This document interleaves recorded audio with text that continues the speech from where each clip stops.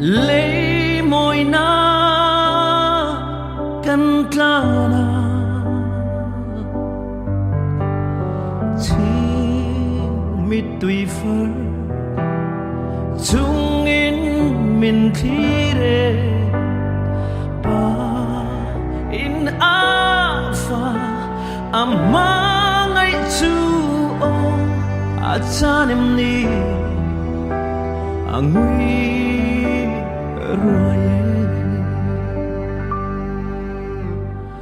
angil te zong po in an nem zo lo ngui ruai kalal mel chu pham ngai lu sun har mel yang in cây zong kap hal một lo tu nghe lâu nar ang le o kalal pa chu o mà ngày vangin nun na hian achan sia lo min an au thi vanangel rual zong te Lalpan som na chang tute an kir chang hian ei don ve ngayem an zinga cheng tur hian nang ma vangin lo min nan au rual done ngak hel takin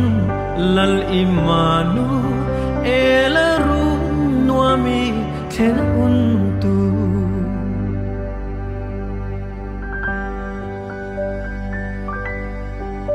hallelujah irilu na mel wangin Lal Isua mel ngui ma thina enti chakla ama beisela thau haram che van khua ngui ruai a kinta etin buan var sinte ching mi tui afar ba inah hmamg ai chu o achan ta ngui ruai pham kim lo nar kho vela hian suan vangal liam ka tor chang hian kalal mel moi la ngui ruai nem tu vai ruai kaphat san do long che o kalal isu o kay ma vanga ilungai hi kaphal lovi alungai na na khop hian sin nang ma vanga khan thi sin aluang chua kha inar phalang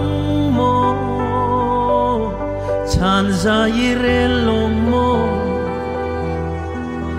nang ma vanga vuak thi tin atua lai kha han don vela analoi lal imanu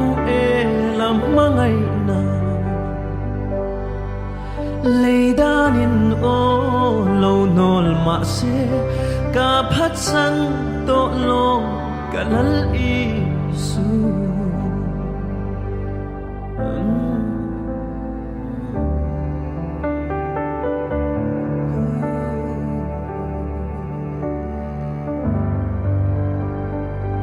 Hallelujah.